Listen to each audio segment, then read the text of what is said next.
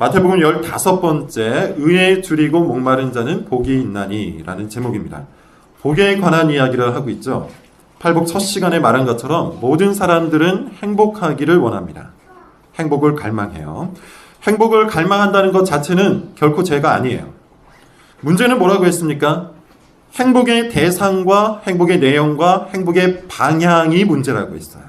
죄인들은 하나님을 부정하는 방향에서, 하나님을 부정하는 내용에서 행복을 느낍니다. 하나님의 말씀을 거부하는 것에서 행복을 느낀다는 거예요. 죄 짓는 것에서 행복해하는 사람, 그 사람이 바로 죄인입니다. 굉장히 중요한 말이에요. 여기에 신자와 불신자의 결정적인 차이가 있어요. 신자의 본성과 불신자의 본성이 아예 다르다는 겁니다. 초식동물과 육식동물의 예를 들어봅시다. 도르트 신조를 강의할 때 말했었죠. 초식동물은 그 본성상 육식을 하지 못합니다. 육식을 갈망하지 않아요. 육식동물도 마찬가지입니다. 육식동물은 본성상 초식을 원하지 않습니다. 초식동물은 초식을 갈망하고 육식동물은 육식을 갈망해요. 똑같습니다. 성도는 본성상 의를 갈망합니다. 반면에 불신자는 본성상 죄를 갈망해요. 죄인은 결코 의를 갈망하지 않습니다. 하나님의 의를 갈망하지 않는 죄인들은 하나님의 의와 상관없는 곳에서 행복을 느껴요. 따라서 우리가 지금 살펴보고 있는 팔복은, 이 8가지 복은 그리스도인 됨을 판단하는 아주 중요한 기준이에요. 이 8가지 복을 복으로 여기지 않는 사람은 복된 사람이 아닙니다. 이 말이 불편한 사람도 있겠지만 어쩔 수 없습니다. 성경이 말하고 있는 바예요. 성경이 우리에게 전달하는 핵심적인 교훈은 상당히 선명해요. 물론 모든 교리와 모든 신학이 논쟁의 여지가 없을 만큼 분명하고 단순한 것은 아닙니다. 어떤 교리는 분명 어려워요. 논쟁의 여지가 있어요. 그러나 핵심적인 교훈, 사람이 구원을 얻는 방법, 그리고 사람이 의롭게 살아가는 방법은 남녀노소 누구나 성경을 통해서 얻을 수 있을 만큼 선명해요. 글을 아는 사람은 누구나 알 수 있다는 겁니다. 지금 우리가 살펴보고 있는 교훈도 마찬가지예요. 열매를 보면 그 나무의 정체성을 알 수 있다고 말하죠. 열매를 보면 과거를 추적할 수 있다는 거예요. 사과가 열려있는 나무를 보면 과거 언젠가 사과의 씨앗이 땅에 심겨져 있었다는 것을 우리는 알 수가 있어요. 그 씨앗이 장성해서 열매를 맺었다는 것을 추정할 수 있다는 겁니다. 마찬가지입니다. 가난한 심령과 애통하는 모습, 온유함과 의에 대한 갈망이 삶의 열매로 나타나는 사람은 과거 언젠가 복음의 씨앗이 마음에 심겨졌다는 것을 우리는 알 수 있어요. 첫 시간에 말했듯이 8가지 복은 우리가 인위적으로 획득해야 되는 복이 아니라 하나님께서 택함받은 자들에게 선물로 주신 복이에요. 그러므로 우리가 할 일은 2가지입니다. 나는 이 8가지 복을 정말 복으로 여기는가? 지금까지 우리가 공부했던 심령의 가난함, 애통함, 온유함, 이것을 정말 복으로 여기는가? 이것을 먼저 확인해야 돼요. 이 8가지 복을 복으로 여기지 않는 사람에게는 산상수훈의 나머지 교훈이 아무 소용이 없어요. 산상수훈의 나머지 교훈뿐만 아니라 성경의 나머지 이야기가 그 사람에게는 전혀 소용이 없어요. 둘째, 이 8가지 복을 유지하고 더욱 성장시켜 나가야 합니다. 온유함은 한순간에 완성되는 성품이 아니에요. 한번 맺히면 끝나는 성품도 아니에요. 계속해서 온유해야 하고 더욱더 온유해야 합니다. 계속해서 애통해야 하고 더욱더 애통해야 합니다. 이 8가지 복을 정말 복으로 여기는 사람들은, 이것을 붙들고 살아가는 사람들은 너무나도 당연하게 이것들을 행한다는 거예요. 별로 좋은 예는 아니지만 담배를 피는 사람은 왜 담배를 핍니까? 보통 담배는 백해무익하다고 하잖아요. 해롭기만 하고 하나도 이로울 것이 없다는 담배를 계속 피고 있는 이유 뭡니까? 담배 한 모금을 빨아들이는 그 순간의 행복이 그 사람의 모든 행동을 지배하는 거예요. 최근에 제가 재미있게 보는 프로그램 하나가 있는데요. 맛있는 녀석들이라는 거예요. 살찐 개그맨들이 나와서 음식을 먹는 프로그램, 먹는 수준이 다르더군요. 그런데 그 프로그램을 보면서 느낀 게 있어요. 이 사람들이 먹는 순간만큼은 정말 부지런하구나 라는 것입니다. 음식 하나를 먹어도 절대 그대로 먹지 않아요. 각종 소스를 넣어서 비벼 먹기도 하고 남은 반찬이랑 섞어서 새로운 음식을 만들어 먹기도 해요. 구워 먹기도 하고 삶아 먹기도 하고 말아 먹기도 하고 음식 하나를 가지고 수십 개의 요리를 만들어서 아주 부지런하게 만듭니다. 저 같은 사람은 귀찮아서라도 그렇게 못하는데 이분들은 대단한 열정으로 음식을 재요리해서 먹어요. 그 개그맨 중에 어떤 분이 이런 말을 해요. 야, 우리가 다른 일도 이렇게 부지런하게 하면 지금보다 훨씬 더 성공했을 텐데. 공감이 됐는지 다 같이 웃더군요. 그런데 저는 그 말에 진리가 있다고 생각합니다. 게으른 사람은 없어요. 모든 사람들이 부지런해요. 다만 자기가 좋아하는 일에만 부지런해요. 행복을 느끼는 일에만 부지런해요. 먹는 것을 좋아하는 사람은 먹을 때 가장 행복하기 때문에 계속해서 먹고 더욱더 많이 먹어요. 노는 것을 좋아하는 사람은 놀 때 가장 행복하기 때문에 계속해서 놀고 더욱더 많이 놀아요. 일하는 것을 좋아하는 사람은 일할 때 가장 행복하기 때문에 계속해서 일하고 더욱더 많이 일해요. 오락게임하는 것을 좋아하는 사람, 관계 맺는 것을 좋아하는 사람, 잠자는 것을 좋아하는 사람, 텔레비전 보는 것을 좋아하는 사람도 마찬가지예요. 사람들은 자신을 행복하게 해주는 것을 열정적으로 그리고 부지런히 추구합니다. 복음으로 인해 새 사람의 본성을 지닌 사람은 좋아하는 것이 달라요. 행복해하는 것이 달라요. 말씀이 좋기 때문에 항상 말씀을 읽고 연구합니다. 기도하는 것이 행복하기 때문에 늘 정해진 시간에 기도를 합니다. 복된 성품으로 살아가는 것이 좋기 때문에 그 성품을 계속해서 유지하고 더욱더 유지하려고 합니다. 성경의 많은 내용이 사실 이것을 말하고 있는 거예요. 수많은 핍박 중에도 예수님의 제자들은 왜 복음을 전하는 겁니까? 이것이 너무나도 좋기 때문이죠. 이것을 복으로 여겼기 때문이에요. 바울은 왜 고단한 현실 앞에서도 기뻐하고 즐거워하라고 권면합니까? 여기에 행복이 있기 때문이에요. 성도들은 왜 마지막 날을 소망하면서 이 나그네처럼 이 땅을 살아갑니까? 이것이 복되기 때문이에요. 자기의 마음을 즐겁게 만들고 행복하게 만들기 때문에 이와 같은 삶을 선택하며 사는 거예요. 자, 시편 19편 7절부터 10절 한번 찾아봅시다. 7절부터 10절입니다. 같이 한번 읽어보겠습니다. 자, 시작. 여호와의 율법은 완전하여 영혼을 소송시키며 여호와의 증거는 확실하여 우둔한 자를 지혜롭게 하며 여호와의 교훈은 정직하여 마음을 기쁘게 하고 여호와의 계명은 순결하여 눈을 밝게 하시도다. 여호와를 경외하는 도는 정결하여 영원까지 이르고 여호와의 법도 진실하여 다 의로우니 금 곧 많은 순금보다 더 사모할 것이며 꿀과 송일꿀보다 더 달다. 시편의 저자 다윗은 하나님의 말씀을 찬양하고 있죠. 노래하고 있어요. 칭송하고 있어요. 그 이유를 이렇게 말합니다. 10절 금 곧 많은 순금보다 더 사모할 것이며 꿀과 송이꿀보다 더 달다. 여기에는 문학적인 표현이 분명히 있습니다. 그럼에도 불구하고 다윗이 하나님의 말씀을 금보다 더 귀하게 여기고 꿀보다 더 사랑했다는 것은 틀림없어요. 오늘날로 말하면 하나님의 말씀을 돈보다 더 사랑했다는 거예요. 음식보다 하나님의 말씀을 더 맛있게 여겼다는 거예요. 돈에 함몰되어서 돈을 벌기 위해 돈을 벌어야 한다는 핑계로 일주일에 한 번도 성경을 읽지 않는 사람은 사실 돈을 하나님보다 사랑하는 거예요.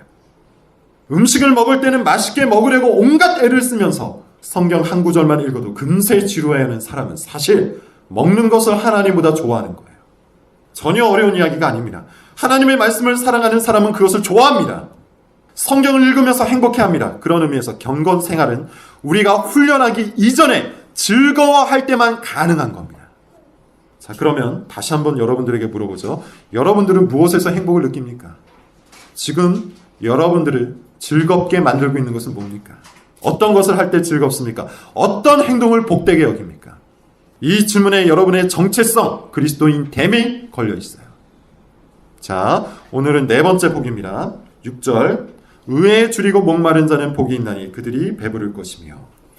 팔복은 하나로 연결된 총체적인 인격이라고 했어요. 심령이 가난한 자가 애통하고 애통하는 자가 온유합니다. 같은 논리로 온유한 자가 의에 줄이고 목말라 합니다. 온유함이 여러분 뭐라고 했죠? 부드러운 성격 정도가 아니라고 했어요. 하나님의 의에 조절된 성품, 하나님의 의에 길들여진 성격, 인격이라고 했어요. 특히 그 온유함은 평탄한 상황이 아니라 억울하고 손해보고 불편한 환경에서 발휘되는 성품이라고 했습니다. 불쾌한 일이 벌어졌을 때 맹렬하게 달려들기보다는 하나님이 원하시는 대로 행동하는 것, 화가 날 만한 일이 벌어졌을 때 적개심을 드러내기보다는 성경이 말하는 대로 표현하는 것, 그것이 온유함이에요. 그런데 한번 생각을 해보세요. 불편한 일이 계속해서 일어나요. 손해를 봐야 하고 자존심을 꺾어야 하는 일들이 계속해서 일어납니다. 그럼에도 불구하고 하나님은 악을 악으로 갚지 말고 원수를 원수로 갚지 말라고 하세요. 도리어 선행을 베풀고 사랑하라고 하십니다. 더 큰 문제는 우리가 이와 같이 온유하게 행동한다고 해서 세상이 변하지 않는다는 것이죠. 내 권리를 포기하고 먼저 섬기려고 노력하는데 상대방이 그것을 자기 권리로 여겨버립니다. 악한 말을 내뱉고 이기적인 행동을 하는 사람을 보고서도 온유하게 대처하려고 노력하는데 상대방이 더 기고만장해야 합니다. 열심히 희생했는데 상대방은 자신이 잘난 줄 알아요. 사울 왕을 생각해 볼까요? 다윗이 사울 왕을 얼마나 선대합니까? 그럼에도 불구하고 사울 왕은 변하지 않았죠. 오히려 더 기고만장해져서 다윗을 기어코 죽이려고 해요. 예수님을 잡아 죽인 악한 사람들은 또 어떻습니까? 예수님은 온갖 조롱과 박해를 온유하게 감당하셨습니다. 하나님이 원하시는 대로 끝까지 인내하시고 결국 십자가에 죽기까지 순종하셨어요. 그런데 예수님을 잡아 죽인 사람들은 회개하기는커녕 그 제자들까지 잡아 죽여요. 온유함이 악한 세상을 더 악하게 만드는 것처럼 보인다는 거예요. 그러나 우리는 알고 있습니다. 다윗의 온유함은 하나님이 원하시는 왕국을 열었고 예수 그리스도의 온유함은 하나님 나라를 완성했어요.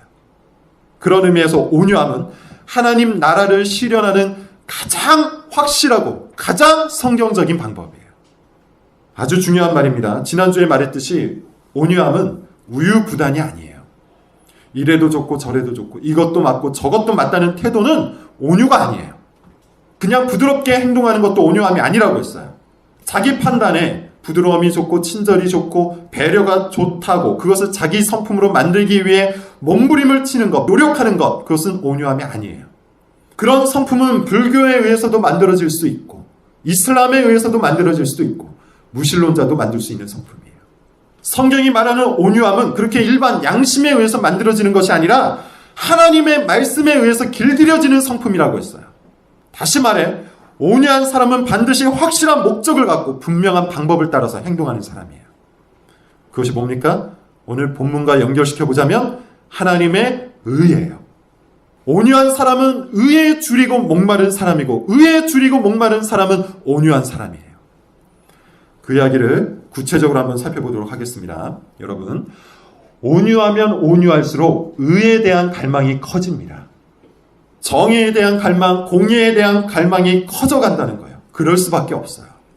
내가 온유할수록 세상은 더욱 기고만장해져서 날뛸 텐데 그 모습을 보면 속히 정의가 실현되기를 갈망할 수밖에 없지 않을까요?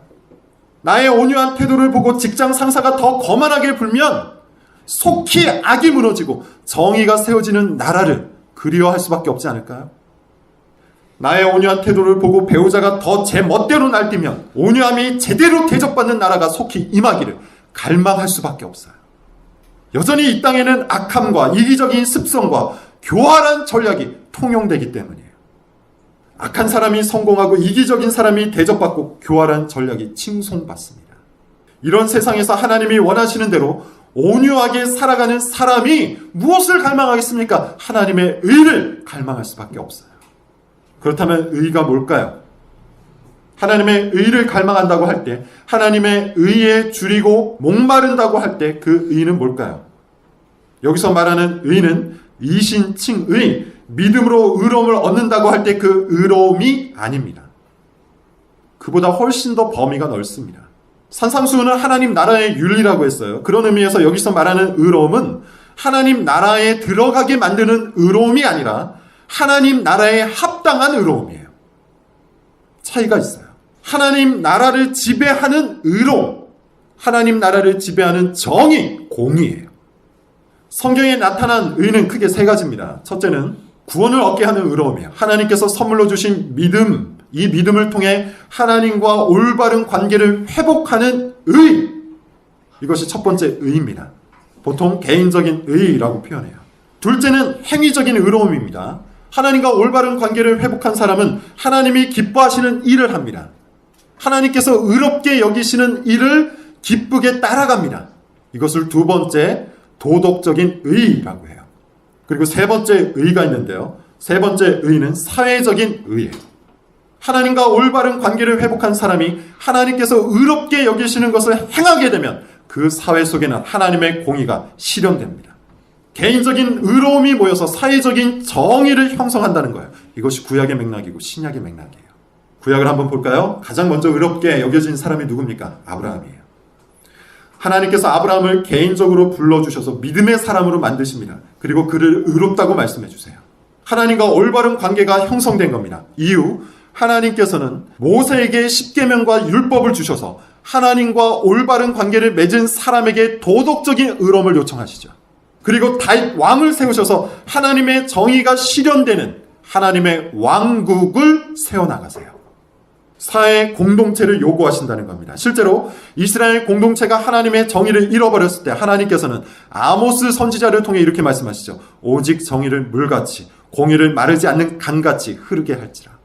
신약도 마찬가지입니다. 복음서는 하나님과 올바른 관계를 회복하기 위해 사람이 무엇을 해야 할지를 알려줘요. 자신의 가치와 의미를 붙들지 말고 오직 예수 그리스도를 믿는 것만이 사람을 의롭게 만듭니다. 유일한 방법이에요. 이후 서신서에서는 무엇을 말합니까? 예수 그리스도를 믿음으로 의롭게 된 사람들이 살아가야 하는 구체적인 삶, 도덕적인 삶에 대해서 말해요. 그리고 요한계시록에서는 하나님 나라가 어떠한 방식으로 바벨론 같은 세상을 무너뜨리고 이 땅에 임할 것인지를 말하고 있어요. 공동체적인 의를 말한다는 거예요. 이처럼 신구약 성경은 하나님 나라와 그의 의에 관한 거예요. 그래서 예수님께서 먼저 그의 나라와 그의 의를 구하라고 말씀하시는 겁니다.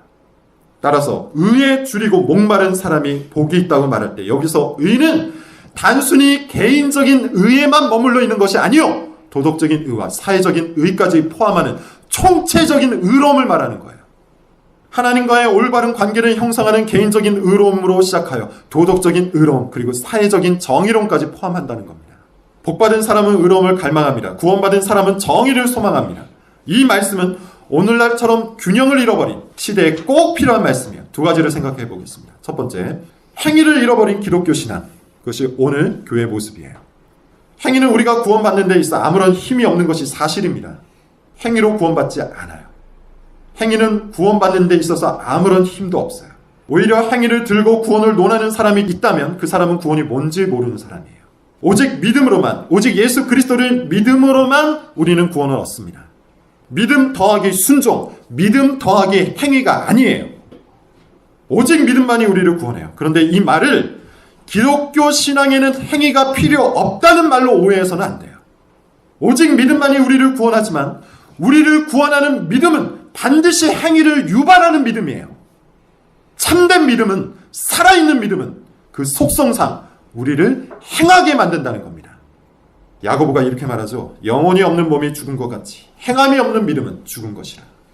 우리를 행하게 만들지 못하는 믿음, 그 믿음은 죽은 믿음이에요. 거짓 믿음이에요. 가짜입니다.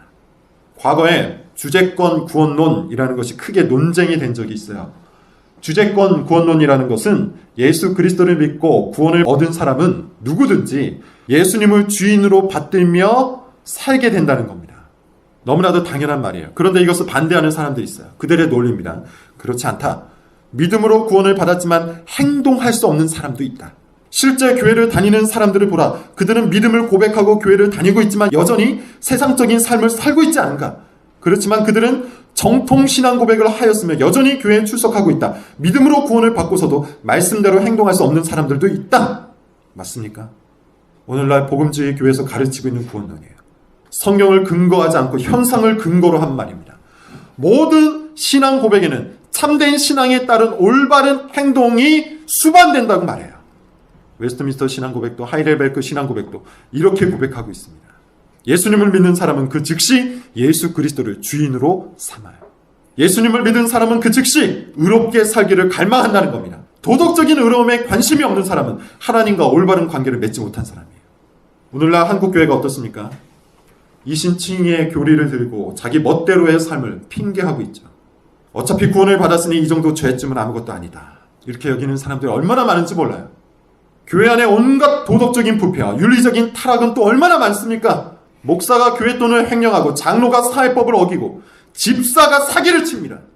목사도 거짓말을 하고 장로도 거짓말을 하고 집사도 거짓말을 합니다. 교회와 세상이 윤리적으로 아무런 차이가 없어요. 오히려 양심적인 세상 사람들이 교회의 도덕성을 질타해요. 그런데도 교회는 부끄러움을 느끼지 않습니다. 지옥에 떨어질 세상 사람들의 질타일 뿐이라고 무시해버립니다. 온갖 악행들이 교회 안에서 자행되고 있는데 아무렇지도 않게 여겨요. 여러분, 우리는 어떻습니까? 여러분은 어떻습니까? 여러분은 과연 이 도덕적인 의를 갈망하십니까? 죄에서 벗어나서 하나님이 원하시는 의로운 행위를 갈망하십니까? 하나님의 법을 사모하고 있습니까? 교회 안에서의 언행과 사회 속에서의 언행이 일치하고 있습니까? 아니, 그 전에 우리의 언행이 세상과 확연히 구분된 만큼 도덕적입니까? 세상의 칭송을 받을 수 있을 만큼 양심적이고 윤리적입니까? 사회법을 충실하게 지키십니까? 자기 양심에 꺼리낌 없이 행동하고 있습니까? 하나님이 기뻐하시는 대로, 하나님이 요구하시는 대로 그렇게 의롭게 살아가고 있습니까? 우리는 정말 의에 줄이고 목마른 사람이 맞습니까? 두 번째, 경건주의에 물든 신앙. 이것이 오늘날 교회의 아주 커다란 문제 중 하나입니다. 개혁주의 신학은 항상 총체적이에요. 과거부터 지금까지 총체적이었어요. 총체적이라는 말은 개인의 경건에서 출발하여 교회 공동체를 향하고 교회 공동체에 머물지 않고 사회 공동체까지 아우르는 신학이란 뜻이에요. 칼빈도 그러하고 네덜란드 개혁파들의 신학도 그러하고 웨스트민스터 신앙 고백도 그러합니다. 단지 한 사람이 어떻게 구원을 받을 것인가에 대해서만 말하지 않고 하나님의 영광이 어떻게 이 땅에 구현될 것인가, 이것을 말한다는 거예요. 이것이 개혁주의 신학입니다. 소유리 문답 1문, 사람의 제일 되는 목적을 물어보죠. 그 대답으로 하나님을 영화롭게 하는 것과 그분을 영원토록 즐거워하는 것을 우리에게 제시하고 있어요. 이것이 웨스트민스터 신앙 고백의 전체 구조를 확정하는 문답입니다. 하이델베르크 요리 문답은 개혁파와 루터파의 절충을 위해서 그 구조상 루터의 대요리 문답을 따라갔어요. 즉 구원론 중심의 교리 문답이라는 거예요. 반면에 웨스트민스터는 총체적인 신학을 제시합니다. 사람의 구원은 사람의 구원으로만 끝나는 것이 아니라 하나님의 영광이라는 가장 커다란 목적 속에 포함되어 있다는 거예요.